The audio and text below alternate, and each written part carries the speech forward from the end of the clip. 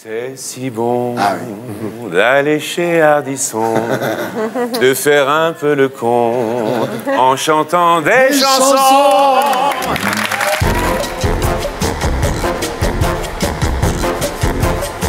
Lambert Wilson.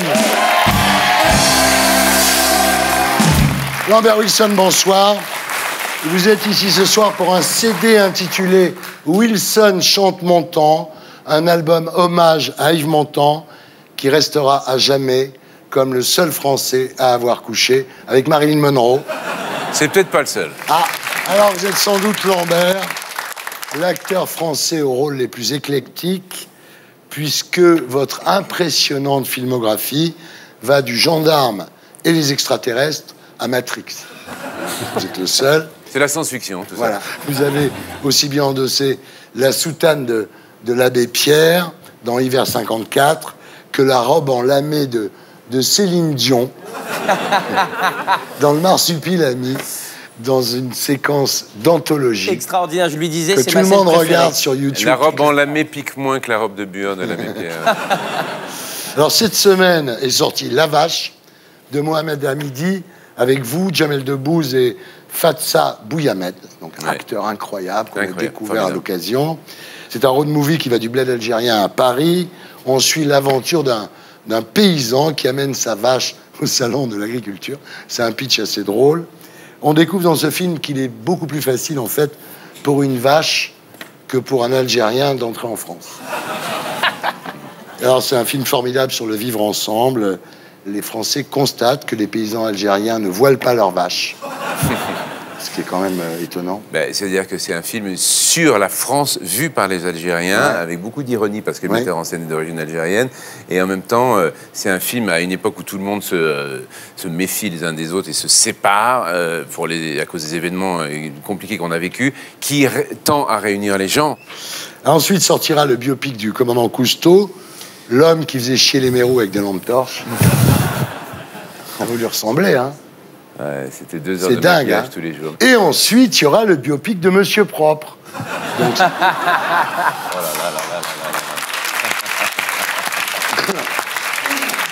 Mais là, c'est parce que j'avais pris des leçons de musculation par Franck Gaston. Et puis, last but not least, il y a le Lambert Wilson chanteur qui revient avec Wilson chante Montand. Alors, l'idée de reprendre des chansons de Montand vous trottait dans la tête depuis longtemps. Vous aviez même rencontré sa veuve, Carole Amiel. C'est parce qu'en fait, je voulais faire un spectacle sur Montand. Je voulais faire un autre tour de chant. Il me fallait un personnage. Parce que j'aime bien me cacher derrière un rôle, avoir un masque, en fait. Et je me suis dit que je partirais du personnage de Montand et je raconterais sa vie. Ça me permettra de chanter, mais en ayant cette protection du personnage. Et j'ai commencé par l'album avant le spectacle. C'est vrai que Montand est sans doute le premier artiste français à pouvoir à la fois chanter, danser, jouer, coucher avec Marilyn Monroe, comme tous les artistes américains le font finalement. En fait, le truc, c'est la tradition du musical. Alors, je ne sais pas si ça termine systématiquement avec Marilyn Monroe, mais Montand est issu de ça et j'ai envie de recréer un peu ce personnage. Écoutez, votre album est vraiment classe. Franchement, vous avez la même tessiture de voix, le même look, vous modernisez le truc un peu comme peut faire Diana Krall ou Johnny Mitchell, enfin... C'est vraiment bien. On regarde à quoi ça ressemble. C'est une chanson qui nous ressemble. Toi, tu m'aimais et je t'aimais. Et nous vivions tous deux ensemble. Toi qui m'aimais, moi qui t'aimais. Voilà, Lambert Wilson chante Montand. Alors, cette chanson, vous l'avez chantée à l'enterrement de votre maman. Les feuilles mortes m'ont accompagné pendant toute ma vie et j'ai cette vision, effectivement, d'avoir chanté cette chanson à côté de son cercueil. Et c'est quelque chose que je ne suis pas prêt d'oublier, comme on peut imaginer. Alors, votre mère était très belle. Elle voulait être mannequin. Elle voulait être comédienne. Mais à l'âge de 17 ans, elle a rencontré votre père, George Wilson. Et elle est devenue femme au foyer. Absolument. lui était orphelin, donc il voulait créer une famille. Ouais. Il n'avait pas envie que sa femme ait une situation, c'est ça, quoi. Ouais, puis surtout, il trouvait que le métier d'acteur était très compliqué, et puis il était très occupé par son propre travail. Il a créé une famille un peu par hasard. On est né. Il nous a rappelé pendant toute notre enfance qu'on était vraiment les fruits du hasard, mon frère et moi. Alors, votre père était très impressionnant. Vous dites qu'il incarnait souvent des rois qui régnaient sur des châteaux. Et vous pensiez que les châteaux étaient à vous, quoi. Bah parce que quand il était directeur du Théâtre National Populaire au Palais de Chaillot, et à chaque fois que, quand on était petit, on allait le voir, il portait des énormes manteaux de fourrure et des couronnes. Et tous les gens autour de lui disaient « Bonjour, monsieur le directeur, bonjour, monsieur le directeur, bonjour, le directeur ». Donc moi, je pensais qu'il était le roi du château et que le Palais de Chaillot entier, à Trocadéro, allait m'appartenir un jour, en fait. On vous regarde avec George Wilson. Vous savez, les comédiens, entre nous, on vit des aventures, on se ment beaucoup, on est enthousiaste, on s'embrasse, etc. Et puis le lendemain, on ne se voit plus pendant 5 ans. Mais avec son fils, c'est différent. Et c'était là le problème. C'est-à-dire qu'il a fallu beaucoup de pudeur. Il a fallu, de part et d'autre, beaucoup d'attention, de pudeur, pour savoir qu'on était obligé de se revoir après. Et que c'était pas un adieu. C'était pas une aventure passagère. Mais je l'ai considéré comme un acteur. Maintenant, tu as la parole, parce que si tu pars pas la parole, moi, je vais parler sans arrêt. Mais je me suis pas attendu du tout à pouvoir parler ce soir, parce qu'en principe, quand on fait des télévisions ensemble, j'en place pas une, c'est infernal. Alors là, j'étais tranquille, je pensais au tournage, en fait. C'est pour ça que Lambert s'est mis à chanter, parce que là, au moins, il est tranquille. Oui, c'est une façon de pouvoir m'exprimer. Voilà. C'était un film qui s'appelait L'Avouivre, qui était réalisé par George Wilson. Il a toute cette pudeur, on sent que ça l'emmerde, il faut dire les mots comme ils sont, de partager la lumière. Et en même temps, il a un amour qu'il tait, qu'il ne peut pas exprimer, et on le sent quand même, mais c'est super compliqué. C'est très beau. Mais c'est ça qui est très touchant. C'est un très beau document. Alors, aujourd'hui, vous avez beaucoup évolué par rapport à tout ça. Déjà, vous chantez, effectivement, vous libérez en chantant aussi. Et vous dites, j'ai même abandonné l'obsession de toujours désirer briller, de devenir une star internationale. Vous dites, c'est vrai, attendre dans un hôtel à Hollywood, qu'on vous appelle pour un casting.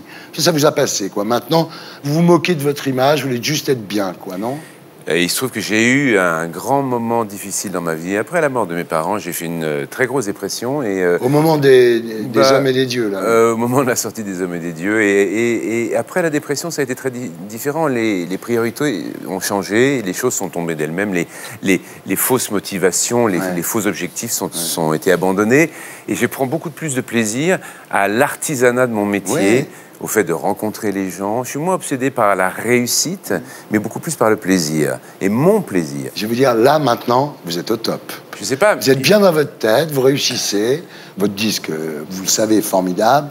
Donc vous êtes bien, là, ça y est. Là. Je suis bien avec vous. Ben voilà, on est bien.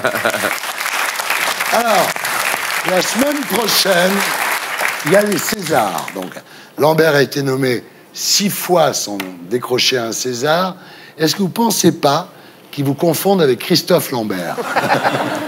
Ça fait juste 35 ans, effectivement, qu'on m'appelle Christophe. Alors, maintenant, je le dis au public. Je ne m'appelle pas Christophe. Maintenant, je les insulte, d'ailleurs. Voilà, vous avez raison. Il faut se révolter. Alors, quand vous chantez pas, vous êtes malheureux. C'est le signe que je vais mal, c'est quand je ne chante pas. Voilà. Mais quand je chante en voiture, les gens mettent la radio en marche immédiatement. C'est un peu bizarre. Alors, on va faire un anti-portrait en chanson.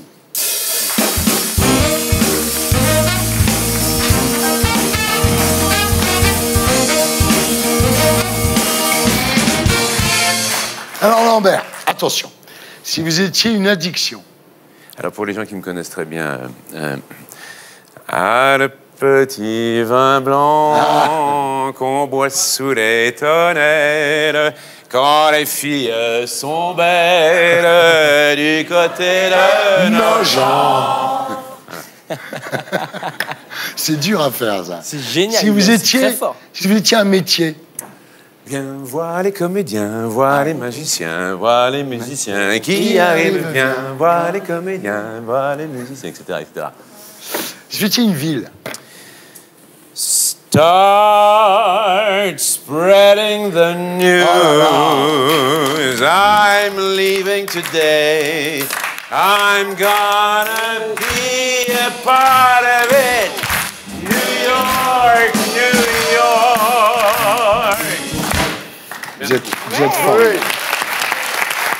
C'est dur à faire, hein. Si vous étiez une maladie, Lambert. Je suis malade, complètement malade, comme quand ma mère sortait le soir et qu'elle me laissait seule avec mon désespoir. Je suis malade. Alors attention, si vous étiez une phrase pour draguer en soirée. Déshabillez-moi, déshabillez-moi, mais pas tout de suite. Pas trop vite. Ça vous dit? Si vous étiez une couleur. L'homme en noir. Ouais. Il n'y a plus d'espoir. Ah ouais, Black is Black. Et pour finir, Lambert, si vous étiez une raison de venir dans cette émission. C'est si bon d'aller chez Ardisson, de faire un peu le con en chantant des chansons.